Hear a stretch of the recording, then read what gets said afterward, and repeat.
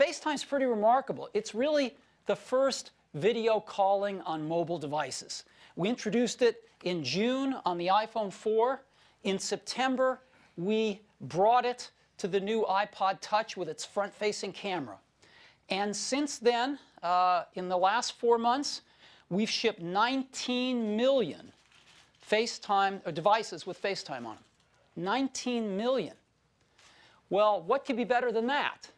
The #1 request we've gotten is, could we please be able to do FaceTime calling between these devices and the Mac? So today, we're announcing that we're going to add tens of millions of Mac owners to that as well, with FaceTime for the Mac.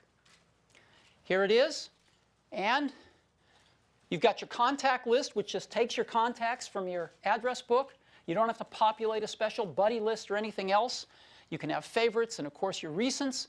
You just pick somebody, click on them, and you initiate a FaceTime call, whether it's with another Mac, an iPod Touch, or an iPhone 4. And it even does full screen. So we're really excited by this, and rather than just talk about it some more, let me give you a demo. So on my Mac here, we've got our new FaceTime logo right here. And I just double-click on it. And what I'm going to do now is just go to Favorites. And here's Phil Schiller. And I'm just going to go ahead and initiate a call with Phil.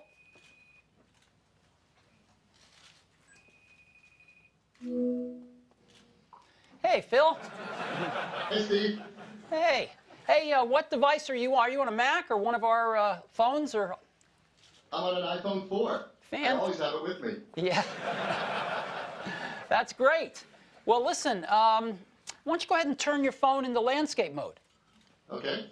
So obviously, I don't want to turn my whole display, so FaceTime on Mac just turns the display to match the phone. Want to turn it back? So again, this is so simple. There's nothing to set up. There's nothing to configure. That, you know, it's a very simple demo. Yeah.